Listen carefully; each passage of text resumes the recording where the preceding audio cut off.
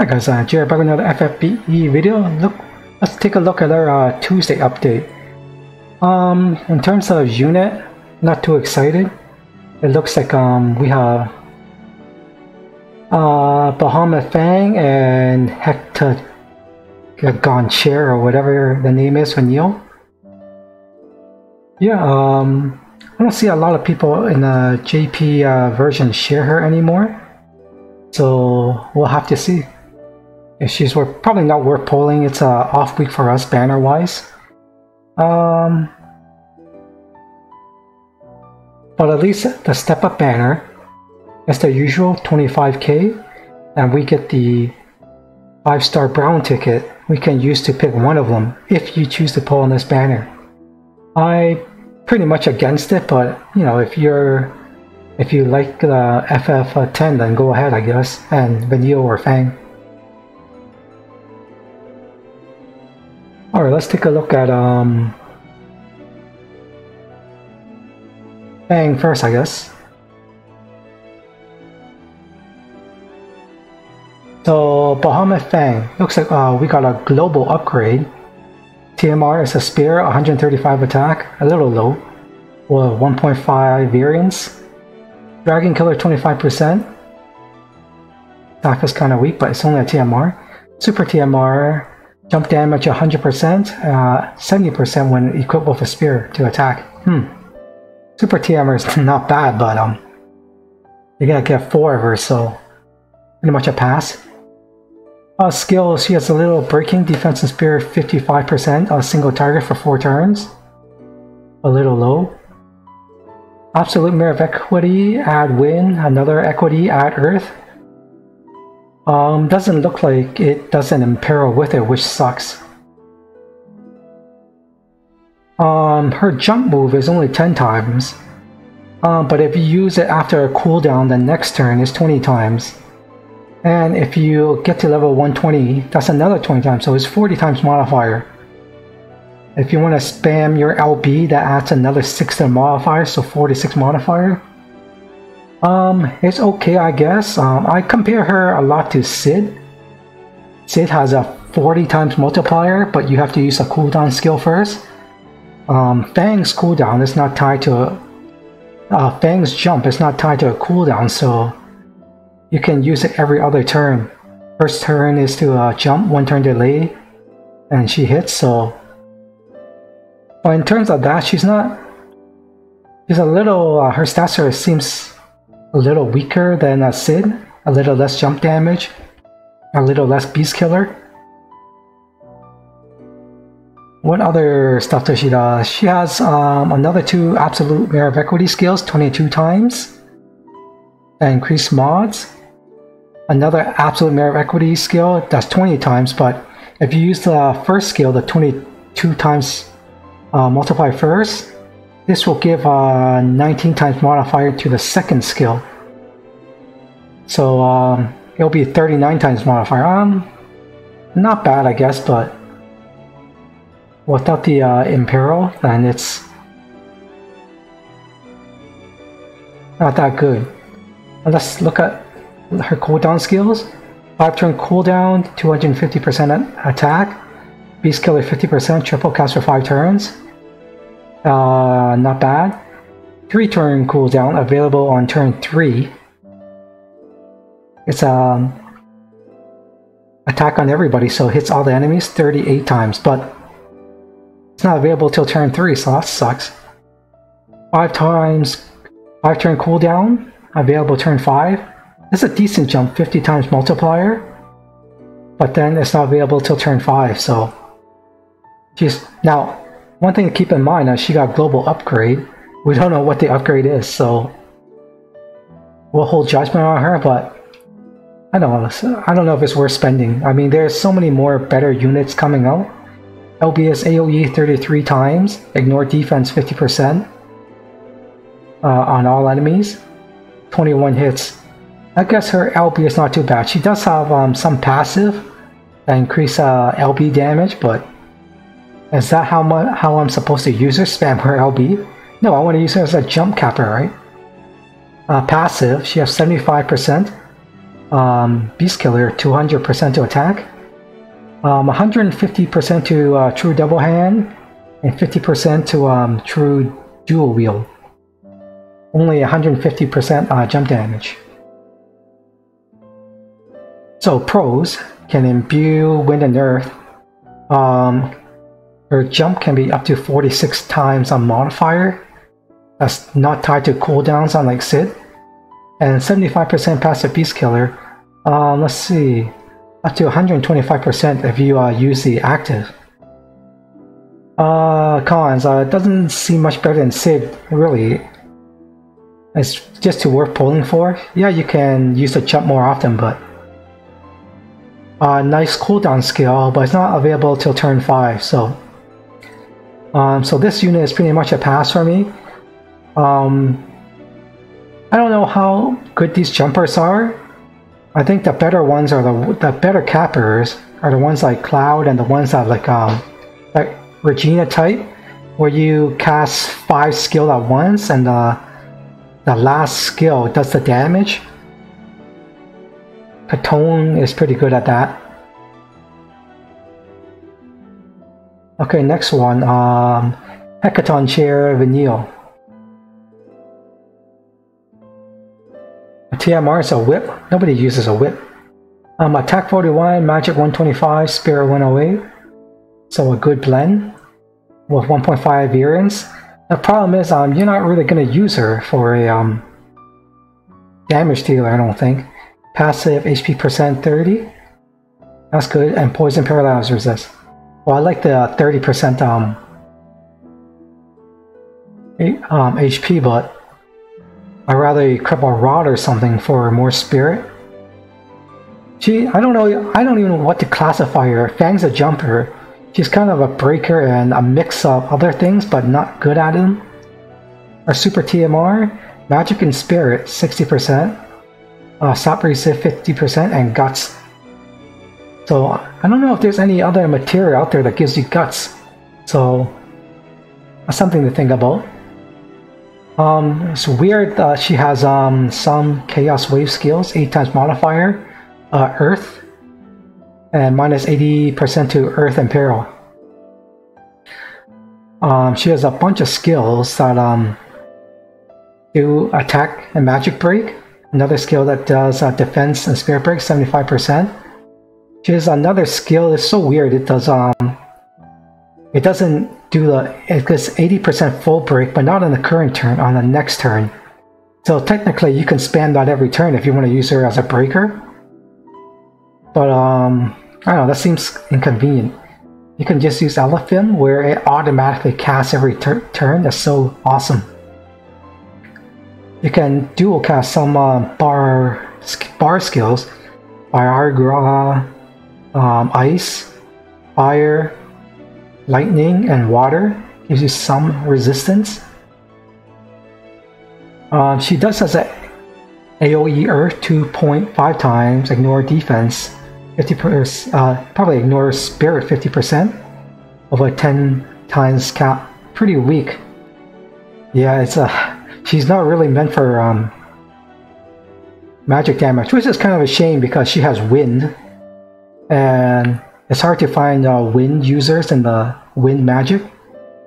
So she doesn't really have triple cast either. You only get triple cast if you hit her and she counters and activates a spell triple cast. That's so weird. But she's not really meant to do magic. She has a lot of cooldown skills. 5 turns cooldown, available turn 5, so that's a bummer. 80% full break for 1 turn, that sucks. This is probably her best spell, Earth Magic 26 times, Spirit Ignore 50%. But again, on a 5 turn cooldown, and she can't really triple cast.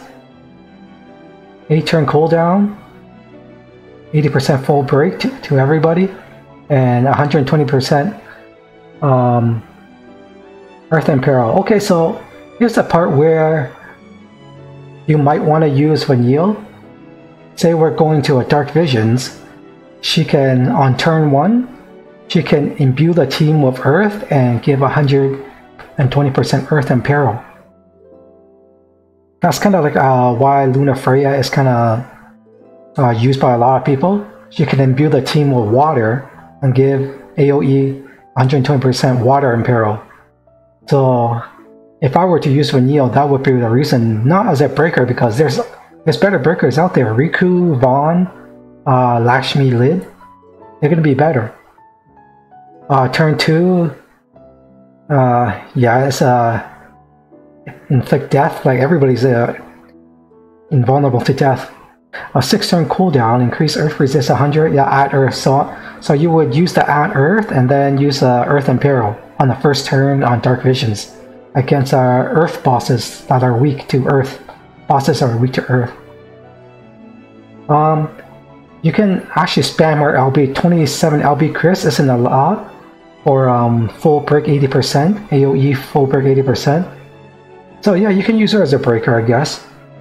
Pros can give team Imperil and Earth Imbue, the two most valuable thing, I think, most valuable skill, I guess. Decent breaker if you want to use her as a breaker. I mean, the other, I think Riku and Vaughn, they have you can give your team Invasion, right? I'd rather have that skill. That's a nice skill to have. Cons, lots of redundant break skills. Like she has so many skills that can do AoE full break. Why so many for one turn? Instead of giving her like other skills to help the team, a lot of redundant break skills.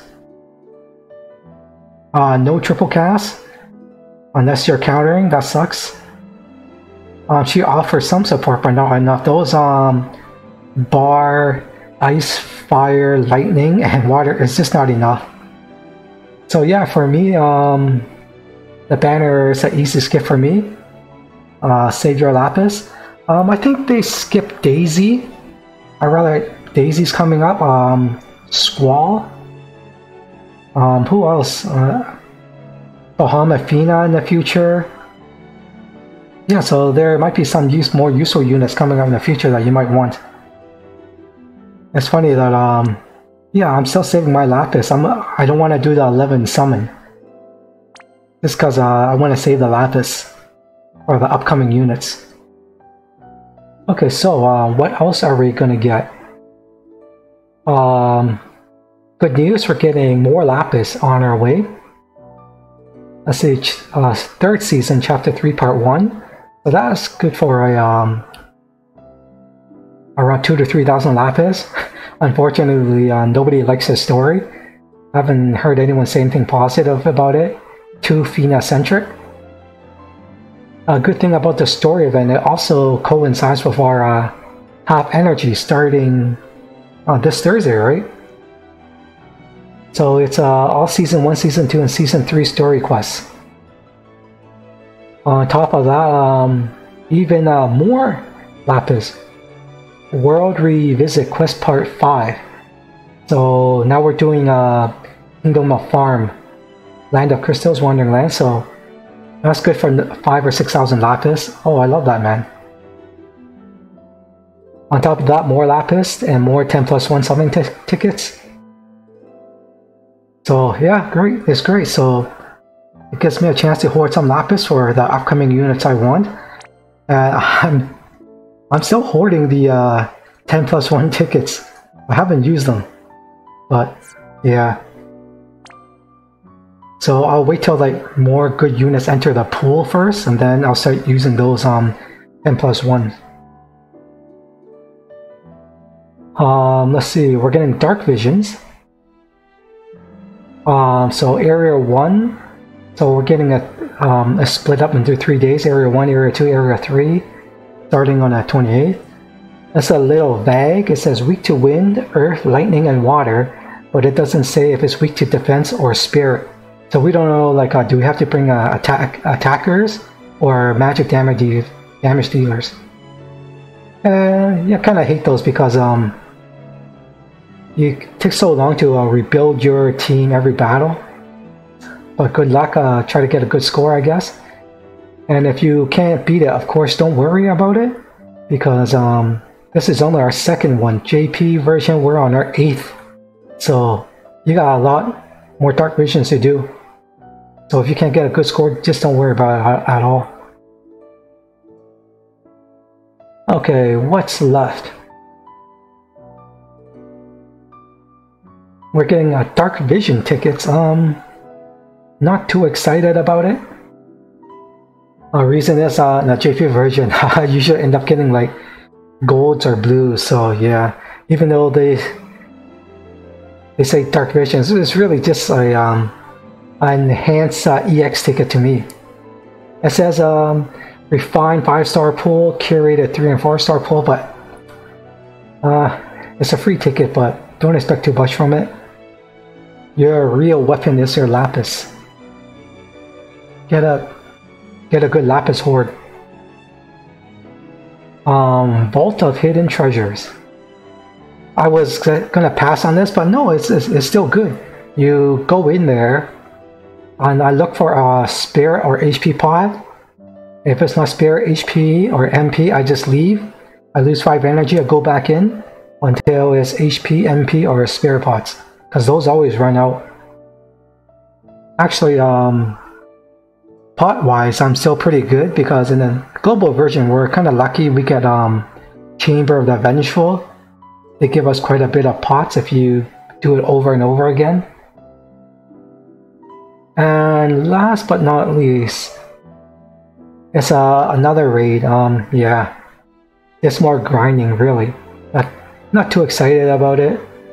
Then I take a look at the what items do we get? I look at nothing good, I guess. Vanille's clothes gives you 20% earth resist. Fang's clothes give you more jump damage. The 2 accessory is pretty much lacking. Oh, but the main thing is at least you get an EX ticket and a 5-star ticket. I guess raid points. Let's take a look at the bonus units we get this time. 60% if we get the 7-star Vanille or Fang. 40% for the new Esper units. Lasworm, Charlotte, Reagan, Phasalis. Good thing I have Cloud. No, I don't have Tifa, darn. And even some bonus 30 and 20%, so yeah. Do what we can, I guess. This is a 10% one. I couldn't fit in the image, but all in all, a pretty nice update. I'm not going to complain. The banner, I'm not too excited about. They skipped Daisy and Squall.